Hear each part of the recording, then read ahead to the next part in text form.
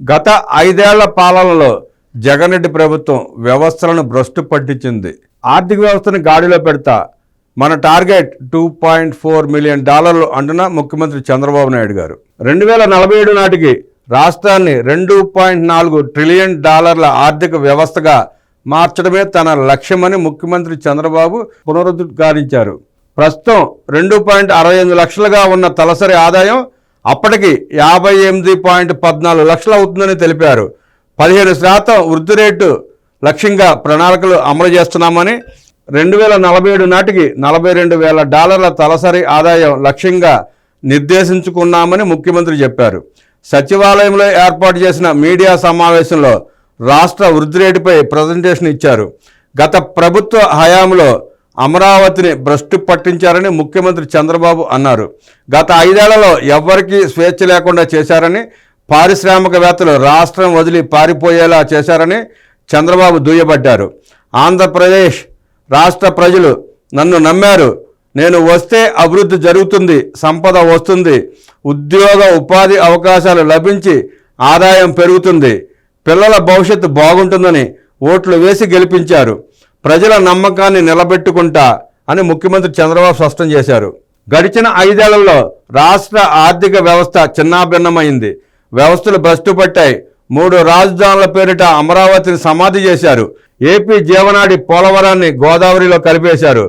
గత పాలనలో ఎవరికీ స్వేచ్ఛ లేదు.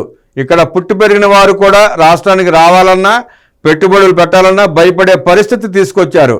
విపత్కర పరిస్థితుల నుంచి రాష్ట్రాన్ని వికాసం వైపు తీసుకెళ్లే బాధ్యత ప్రజలు మాకు అప్పగించారని ముఖ్యమంత్రి అన్నారు. అభివృద్ధి వల్ల సంపద వస్తుంది, సంపద వల్ల ప్రభుత్వ ఆదాయం పెరుగుతుంది.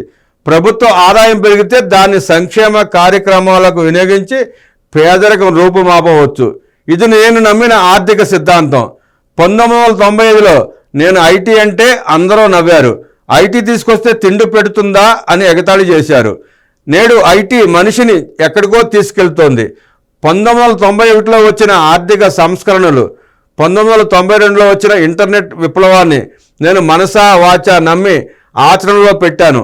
నేను తెచ్చిన విజన్ 2020తో నేడు దేశంలోనే తలసరి ఆదాయంలో తెలంగాణ ముందుంది. ప్రపంచవ్యాప్తంగా తెలుగువారు ఎక్కువ తలసరి ఆదాయం ఆర్జిస్తున్నారు. 2వ తరం ఆర్థిక సంస్కరణలకు నేను నాంది పలికాను. విద్యుత్ రంగంలో సంస్కరణలు తెచ్చి రాష్ట్రానికి వెలుగులు ఇచ్చి నేను ఓడిపోయాను. ఆ విషయంలో నేను రాజీపడి ఉంటే ఓడిపోయేవాడిని కాదేమో. విమానాశ్రయాలకు ఓ పెన్ స్కై పాలసీ తీసుకొచ్చాను. శంషాబాద్ గ్రీన్ఫీల్డ్ ఎయిర్పోర్ట్లకు శ్రీకారం చుట్టాను.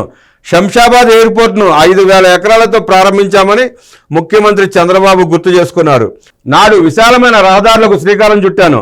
నేడు 14 లైన్ల వరకు రోడ్లు వేస్తున్నారు. నాడు హైదరాబాద్లో 163 కిలోమీటర్ల రింగ్ రోడ్డుకు శ్రీకారం చుట్టాము. ఇవన్నీ సంపద సృష్టే. వీటి వల్లే ఆదాయం పెరిగిందని ముఖ్యమంత్రి చంద్రబాబు అన్నారు. స్వర్ణాంధ్ర 2047 విజన్ లక్ష్యంగా పనిచేస్తున్నాం. 15% వృద్ధి రేటు సాధించడం కోసం ప్రణాళికలు సిద్ధం చేసుకున్నాము. 2047 నాటికి $2.4 ట్రిలియన్ ఆర్థిక వ్యవస్థగా తయారు కావాలని లక్ష్యాన్ని నిర్దేశించుకున్నాము.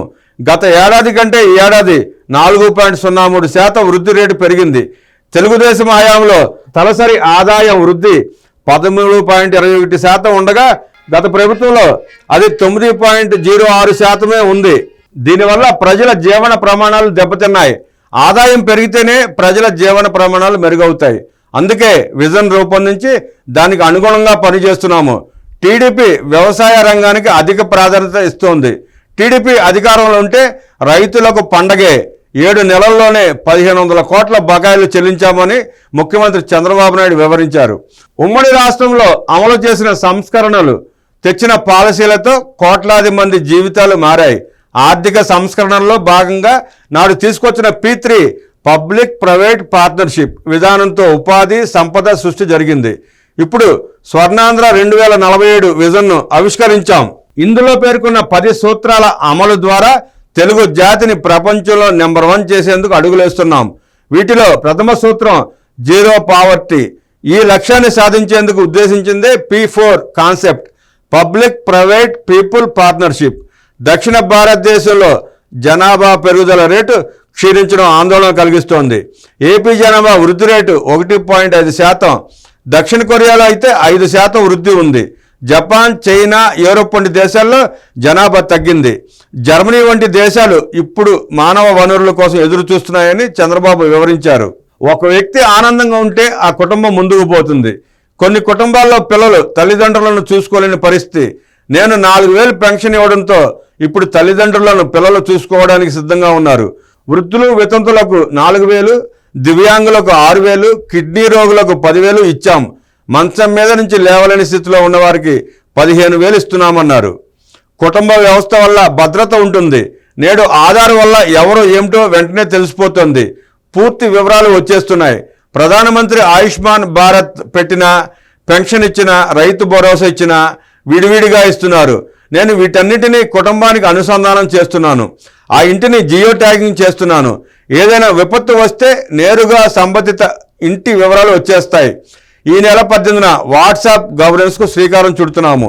సెల్ ఫోన్ ద్వారా ప్రజలకు అవినీతి రహితంగా 150 సేవలు అందిస్తాము. దీనివల్ల ప్రజలు ప్రభుత్వ కార్యాలయాల చుట్టూ తిరిగే పరిస్థితి ఉండదని చంద్రబాబు వివరించారు. ఎన్డీఏ ప్రభుత్వం అధికారంలోకి వచ్చాక రాష్ట్రానికి 4 లక్షల కోట్ల పెట్టుబడులు వచ్చాయి. అమరావతి పనులు జరుగుతున్నాయి. పోలవరం పనులు వేగవంతం చేశాం. అమెరికా సిలికాన్ వ్యాలీలో నీరు లేక 4 లక్షల కోట్ల ఆస్తి బూడిదయింది. అందుకే నీటి భద్రత ముఖ్యం. పోలవరం పూర్తయ్యే నాటికి గోదావరి, పెన్నా నదుల అనుసంధానం చేస్తాం. టెక్నాలజీ సాయంతో వ్యవసాయం లాభసాటిగా మార్చడంతో పాటు ఖర్చు తగ్గించే విధానాలపై దృష్టి పెట్టాను. ఏపీలో మౌలిక సదుపాయాల కల్పనపై దృష్టి పెట్టాను. స్వచ్ఛాంధ్రప్రదేశ్ నినాదాన్ని ప్రజల్లో ఉధృతంగా తీసుకెళ్తున్నాము. గత 5 ఏళ్ల గుంతల రోడ్లతో ప్రజలు ఇబ్బందులు పడ్డారు. 6 నెలల్లోనే రోడ్లు వేశాం. సంక్రాంతికి ఇంటికి వెళ్ళిన వారందరూ రోడ్లను చూసి సంతోషం వ్యక్తం చేశారని ముఖ్యమంత్రి నారా చంద్రబాబు నాయుడు వివరించారు.